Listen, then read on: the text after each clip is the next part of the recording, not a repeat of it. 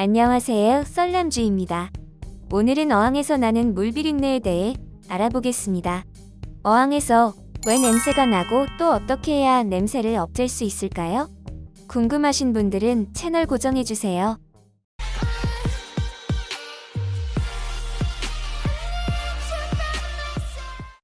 어항이 한두 개일 때는 몰랐지만 어항이 늘어날수록 더불어 늘어나는 것 중 하나가 바로 비린내입니다. 그럼 어항 비린내는 왜 나는 걸까요? 그리고 해결 방법은 무엇일까요? 원인은 여러 가지가 있을 수 있지만 간단하게 몇 가지만 짚어보자면 첫 번째, 여과력이 모자랄 때 비린내가 난다입니다. 물고기가 한두 마리일 때는 정말 아무 냄새가 안 나거나 소위 말하는 물 잘 잡혔을 때 나는 흙냄새 비슷한 걸 맡다가 물고기가 번식을 시작하면서 숫자가 늘어나면 날수록 어항에서 냄새가 나는 경우가 있는데 바로 이 경우가 여과력이 모자랄 때 나오는 현상입니다. 어항의 사이즈와 여과기의 능력은 제한되어 있는데 여기에 물고기 개체수가 늘어나고 더불어 먹이 공급량이 늘어나다 보니 여과의 용량을 초과할 때 냄새가 납니다. 이 경우 조치법으로는 여과기를 추가하거나 어항 사이즈가 작다면 큰 어항으로 교체하거나 열대어를 분할해서 개체수를 줄여야 합니다. 어항에서 냄새가 날 때 그 두 번째는 어항 안에 열대어가 죽어 부패했을 경우입니다. 우리 집은 어항 사이즈도 크고 개체수도 적고 여과력도 모자라지 않는데 냄새가 난다면 바로 이 경우를 살펴봐야 합니다. 열대어가 병들어 죽거나 늙어 죽거나 어떤 이유에서든지 어항 안에서 죽는 경우가 있습니다.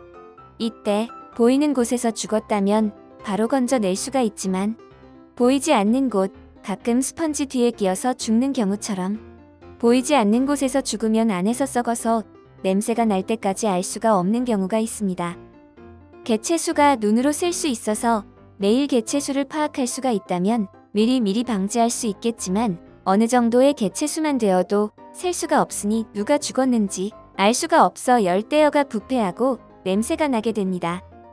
이때는 물고기의 사체를 건져내서 원인을 제거해야만 냄새를 없앨 수 있습니다. 세 번째, 수초어항의 수초가 죽어 썩었을 때입니다. 역시 두 번째와 같이 수초가 썩었을 때도 냄새를 유발하게 됩니다.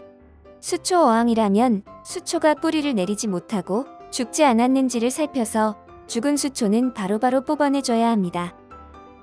네 번째, 물고기의 사료를 급여했을 때입니다.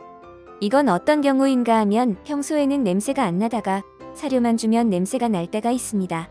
이럴 때는 첫 번째와 마찬가지로 여과력을 의심해 봐야 합니다.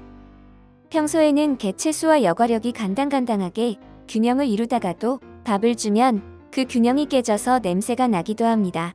이럴 경우에도 여과력을 의심해 봐야 합니다. 다섯 번째, 여과기에 이물질이 끼어 물의 흐름을 방해할 때입니다. 스펀지 여과기를 예로 들자면 스펀지 여과기는 미세기공으로 되어 있습니다. 이 미세기공으로 물이 통과하면서 박테리아로 여과가 되는 방식인데 물속의 열대어 배설물이나 먹이 찌꺼기가 여과기 속으로 빨려 들어가면서 여과기 기공을 막아 물름을 방해하니 자연히 여과력도 떨어지게 만드는 원인이 됩니다. 이 경우 주기적으로 스펀지 여과기를 청소하면서 여과기에 붙어있는 이물질을 제거해줘서 물 흐름을 개선하고 여과력을 되살려줘야 합니다. 여섯 번째, 바닥재 사이에 먹이 찌꺼기가 들어가 부패했을 때입니다.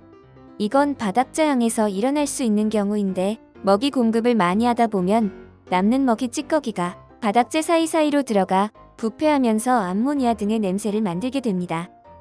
물론 여과력이 빵빵할 때는 이것도 잡아내겠지만 결국 언젠가는 바닥재 때문에 냄새가 날 수 있습니다. 이건 주기적으로 청소를 함으로써 바닥재 사이에 찌꺼기가 끼이지 않게 하는 게 좋은데 이건 초보에겐 위험하기 때문에 애초에 열대어에게 남지 않을 만큼의 먹이를 줌으로써 미연에 방지하는 게 중요합니다. 다른 예방법으로는 바닥에 떨어진 걸 주워 먹을 수 있는 생물을 키워서 방지할 수도 있습니다. 일곱 번째, 난태생의 경우 출산을 했을 때입니다. 사실 이 경우는 의견이 약간 분분하긴 합니다.